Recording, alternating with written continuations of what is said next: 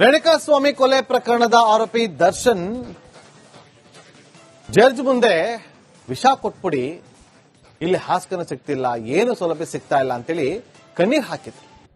ಅದರ ವಿಚಾರಣೆ ನಡೀತಾ ಇತ್ತು. ಇವತ್ತು ವಿಚಾರಣೆಗೆ ಬಂದಿತ್ತು, ಆದರೆ ಇವತ್ತು ವಿಚಾರಣೆ ನಡೆಯೋದಿಲ್ಲ. ಸೆಪ್ಟೆಂಬರ್ 30ಕ್ಕೆ ವಿಚಾರಣೆಯನ್ನು ಮುಂದೂಡಲಾಗಿದೆ. ಅಂದ್ರೆ ಅಲ್ಲಿವರೆಗೂ ಕೂಡ ದರ್ಶನ್ಗೆ ಹಾಸಿಗೆ ದಿಂಬು ಸಿಗೋದಿಲ್ಲ. ಮತ್ತೊಮ್ಮೆ ನ್ಯಾಯಾಲಯ ವಿಚಾರಣೆಯನ್ನ ಮುಂದೂಡಿದೆ. ಕೋರ್ಟ್ಗೆ ಹಾಜರಾಗುವಂತೆ ಜೈಲು ಅಧೀಕ್ಷಕರಿಗೆ ಸೂಚನೆ ಕೂಡ ಕೊಡಲಾಗಿದೆ. ಕೊಲೆ ಆರೋಪಿಗಳಿಗೆ ಚಾರ್ಜ್ ಫ್ರೇಮ್ ವಿಚಾರವಾಗಿ ಅಕ್ಟೋಬರ್ 9ಕ್ಕೆ ಮುಂದೂಡಿದ 57ನೇ ಸಿಸಿಎಚ್ ಕೋರ್ಟ್ ನಮಗೆ ಸೌಲಭ್ಯ ಬೇಕು, ಏನು ಸೌಲಭ್ಯ ಕೊಟ್ಟಿಲ್ಲ ಅಂತ ಮನವಿಯನ್ನ ಮಾಡಿಕೊಂಡಿದ್ರು. ಈ ವಿಚಾರವಾಗಿ ಕೋರ್ಟ್ ಇವತ್ತು ವಿಚಾರಣೆಯನ್ನು ಮುಂದೂಡಿದೆ. 30ನೇ ತಾರೀಕುವರೆಗೂ ಕೂಡ ಹಾಸಿಗೆ ದಿಂಬು ಕೊಡೋದಿಲ್ಲ.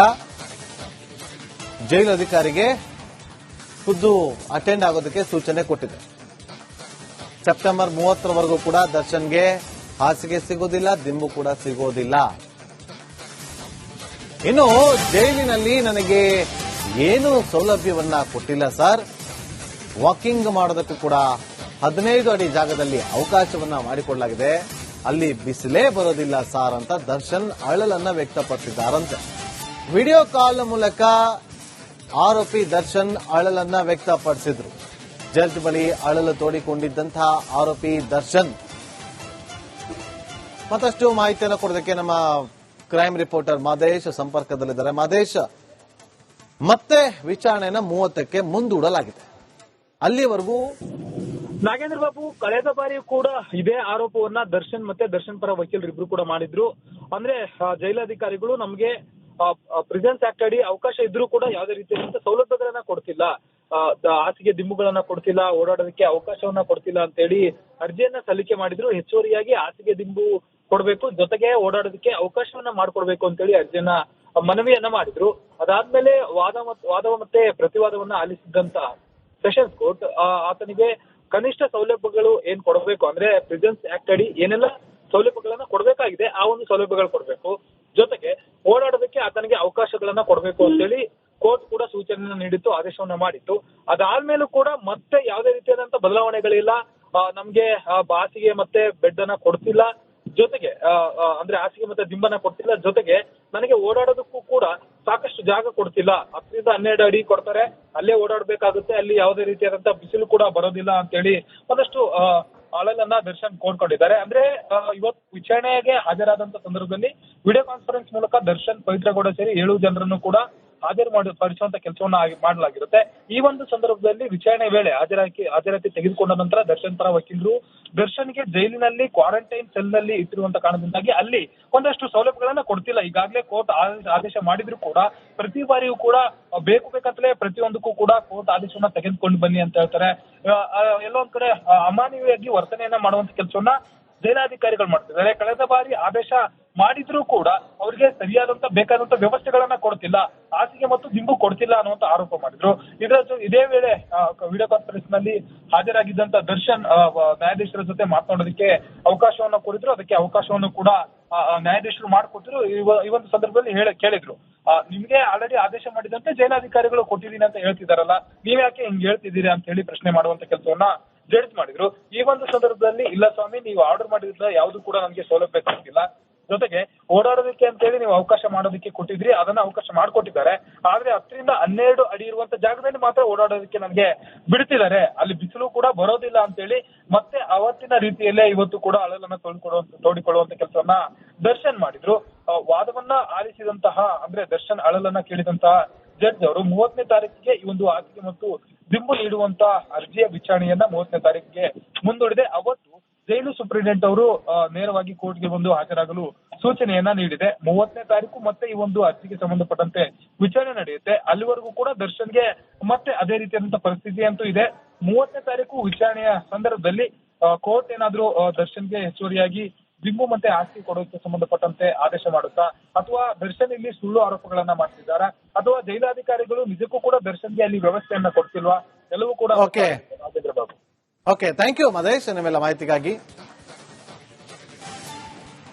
ರೇಣುಕಾಸ್ವಾಮಿ ಕೊಲೆ ಪ್ರಕರಣದ ಆರೋಪಿ ದರ್ಶನ್ ಜಡ್ಜ್ ಮುಂದೆ ವಿಷ ಕೊಟ್ಬಿಡಿ, ಇಲ್ಲಿ ಹಾಸ್ಕನ ಸಿಗ್ತಿಲ್ಲ, ಏನು ಸೌಲಭ್ಯ ಸಿಗ್ತಾ ಇಲ್ಲ ಅಂತೇಳಿ ಕಣ್ಣೀರ್ ಹಾಕಿದ್ರು. ಅದರ ವಿಚಾರಣೆ ನಡೀತಾ ಇತ್ತು. ಇವತ್ತು ವಿಚಾರಣೆಗೆ ಬಂದಿತ್ತು, ಆದ್ರೆ ಇವತ್ತು ವಿಚಾರಣೆ ನಡೆಯೋದಿಲ್ಲ. ಸೆಪ್ಟೆಂಬರ್ 30ಕ್ಕೆ ವಿಚಾರಣೆಯನ್ನ ಮುಂದೂಡಲಾಗಿದೆ. ಅಂದ್ರೆ ಅಲ್ಲಿವರೆಗೂ ಕೂಡ ದರ್ಶನ್ಗೆ ಹಾಸಿಗೆ ದಿಂಬು ಸಿಗೋದಿಲ್ಲ. ಮತ್ತೊಮ್ಮೆ ನ್ಯಾಯಾಲಯ ವಿಚಾರಣೆಯನ್ನ ಮುಂದೂಡಿದೆ. ಕೋರ್ಟ್ಗೆ ಹಾಜರಾಗುವಂತೆ ಜೈಲು ಅಧೀಕ್ಷಕರಿಗೆ ಸೂಚನೆ ಕೂಡ ಕೊಡಲಾಗಿದೆ.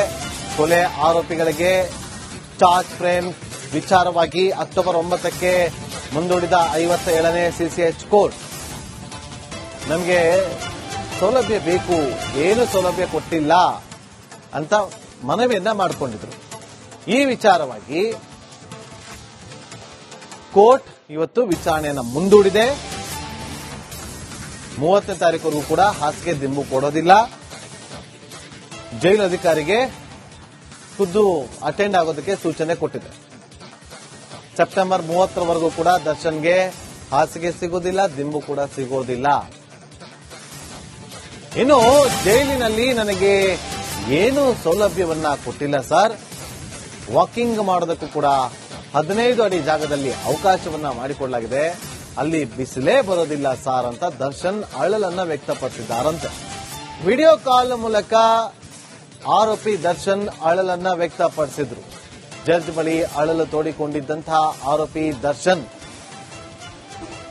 ಮತ್ತಷ್ಟು ಮಾಹಿತಿಯನ್ನು ಕೊಡೋದಕ್ಕೆ ನಮ್ಮ ಕ್ರೈಮ್ ರಿಪೋರ್ಟರ್ ಮಾದೇಶ್ ಸಂಪರ್ಕದಲ್ಲಿದ್ದಾರೆ. ಮಾದೇಶ್, ಮತ್ತೆ ವಿಚಾರಣೆಯನ್ನು 30ಕ್ಕೆ ಮುಂದೂಡಲಾಗಿದೆ.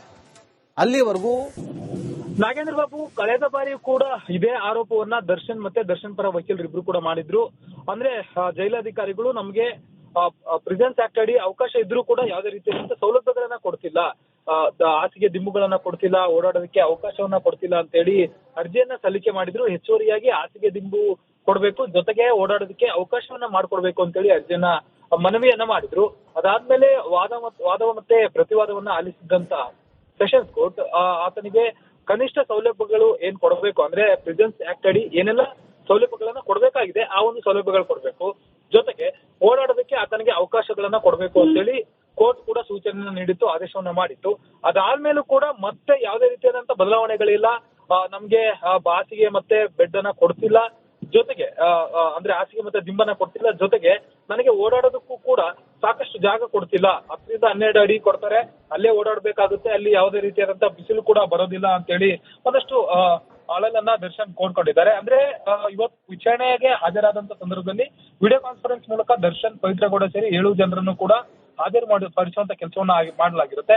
ಈ ಒಂದು ಸಂದರ್ಭದಲ್ಲಿ ವಿಚಾರಣೆ ವೇಳೆ ಹಾಜರಾತಿ ತೆಗೆದುಕೊಂಡ ನಂತರ ದರ್ಶನ್ ಪರ ವಕೀಲರು ದರ್ಶನ್ಗೆ ಜೈಲಿನಲ್ಲಿ ಕ್ವಾರಂಟೈನ್ ಸೆಲ್ ನಲ್ಲಿ ಇಟ್ಟಿರುವಂತ ಕಾರಣದಿಂದಾಗಿ ಅಲ್ಲಿ ಒಂದಷ್ಟು ಸೌಲಭ್ಯಗಳನ್ನ ಕೊಡ್ತಿಲ್ಲ. ಈಗಾಗಲೇ ಕೋರ್ಟ್ ಆದೇಶ ಮಾಡಿದ್ರು ಕೂಡ ಪ್ರತಿ ಬಾರಿಯೂ ಕೂಡ ಬೇಕಂತಲೇ ಪ್ರತಿಯೊಂದಕ್ಕೂ ಕೂಡ ಕೋರ್ಟ್ ಆದೇಶವನ್ನ ತೆಗೆದುಕೊಂಡು ಬನ್ನಿ ಅಂತ ಹೇಳ್ತಾರೆ. ಎಲ್ಲೋ ಒಂದ್ ಕಡೆ ಅಮಾನವೀಯವಾಗಿ ವರ್ತನೆಯನ್ನ ಮಾಡುವಂತ ಕೆಲಸವನ್ನ ಜೈಲಾಧಿಕಾರಿಗಳು ಮಾಡ್ತಿದ್ದಾರೆ. ಕಳೆದ ಬಾರಿ ಆದೇಶ ಮಾಡಿದ್ರೂ ಕೂಡ ಅವರಿಗೆ ಸರಿಯಾದಂತ ಬೇಕಾದಂತ ವ್ಯವಸ್ಥೆಗಳನ್ನ ಕೊಡ್ತಿಲ್ಲ, ಹಾಸಿಗೆ ಮತ್ತು ದಿಂಬು ಕೊಡ್ತಿಲ್ಲ ಅನ್ನುವಂತ ಆರೋಪ ಮಾಡಿದ್ರು. ಇದೇ ವೇಳೆ ವಿಡಿಯೋ ಕಾನ್ಫರೆನ್ಸ್ ನಲ್ಲಿ ಹಾಜರಾಗಿದ್ದಂತ ದರ್ಶನ್ ನ್ಯಾಯಾಧೀಶರ ಜೊತೆ ಮಾತನಾಡೋದಕ್ಕೆ ಅವಕಾಶವನ್ನ ಕೋರಿದ್ರು. ಅದಕ್ಕೆ ಅವಕಾಶವನ್ನು ಕೂಡ ನ್ಯಾಯಾಧೀಶರು ಮಾಡಿಕೊಟ್ಟಿದ್ರು. ಈ ಒಂದು ಸಂದರ್ಭದಲ್ಲಿ ಕೇಳಿದ್ರು, ನಿಮ್ಗೆ ಆಲ್ರೆಡಿ ಆದೇಶ ಮಾಡಿದಂತೆ ಜೈಲಾಧಿಕಾರಿಗಳು ಕೊಟ್ಟಿದ್ದೀನಿ ಅಂತ ಹೇಳ್ತಿದಾರಲ್ಲ, ನೀವ್ ಯಾಕೆ ಹಿಂಗ್ ಹೇಳ್ತಿದ್ದೀರಿ ಅಂತ ಹೇಳಿ ಪ್ರಶ್ನೆ ಮಾಡುವಂತ ಕೆಲಸವನ್ನ ಜಡ್ಜ್ ಮಾಡಿದ್ರು. ಈ ಒಂದು ಸಂದರ್ಭದಲ್ಲಿ ಇಲ್ಲ ಸ್ವಾಮಿ, ನೀವು ಆರ್ಡರ್ ಮಾಡಿದ್ರೆ ಯಾವ್ದು ಕೂಡ ನಮ್ಗೆ ಸೌಲಭ್ಯ ಸಿಗ್ತಿಲ್ಲ, ಜೊತೆಗೆ ಓಡಾಡೋದಕ್ಕೆ ಅಂತ ಹೇಳಿ ನೀವು ಅವಕಾಶ ಮಾಡೋದಕ್ಕೆ ಕೊಟ್ಟಿದ್ರಿ, ಅದನ್ನ ಅವಕಾಶ ಮಾಡ್ಕೊಟ್ಟಿದ್ದಾರೆ. ಆದ್ರೆ 10-12 ಅಡಿ ಇರುವಂತ ಜಾಗದಲ್ಲಿ ಮಾತ್ರ ಓಡಾಡೋದಕ್ಕೆ ನಮ್ಗೆ ಬಿಡ್ತಿದ್ದಾರೆ, ಅಲ್ಲಿ ಬಿಸಿಲು ಕೂಡ ಬರೋದಿಲ್ಲ ಅಂತ ಹೇಳಿ ಮತ್ತೆ ಅವತ್ತಿನ ರೀತಿಯಲ್ಲೇ ಇವತ್ತು ಕೂಡ ಅಳಲನ್ನ ತೋಡಿಕೊಳ್ಳುವಂತ ಕೆಲಸವನ್ನ ದರ್ಶನ್ ಮಾಡಿದ್ರು. ವಾದವನ್ನ ಆಲಿಸಿದಂತಹ ಅಂದ್ರೆ ದರ್ಶನ್ ಅಳಲನ್ನ ಕೇಳಿದಂತಹ ಜಡ್ಜ್ ಅವರು 30ನೇ ತಾರೀಕಿಗೆ ಈ ಒಂದು ಹಾಸಿಗೆ ಮತ್ತು ದಿಂಬು ನೀಡುವಂತ ಅರ್ಜಿಯ ವಿಚಾರಣೆಯನ್ನ 30ನೇ ತಾರೀಕಿಗೆ ಮುಂದೂಡಿದೆ. ಅವತ್ತು ಜೈಲು ಸೂಪರಿಂಟೆಂಡೆಂಟ್ ಅವರು ನೇರವಾಗಿ ಕೋರ್ಟ್ಗೆ ಬಂದು ಹಾಜರಾಗಲು ಸೂಚನೆಯನ್ನ ನೀಡಿದೆ. 30ನೇ ತಾರೀಕು ಮತ್ತೆ ಈ ಒಂದು ಅರ್ಜಿಗೆ ಸಂಬಂಧಪಟ್ಟಂತೆ ವಿಚಾರಣೆ ನಡೆಯುತ್ತೆ. ಅಲ್ಲಿವರೆಗೂ ಕೂಡ ದರ್ಶನ್ಗೆ ಮತ್ತೆ ಅದೇ ರೀತಿಯಾದಂತಹ ಪರಿಸ್ಥಿತಿ ಅಂತೂ ಇದೆ.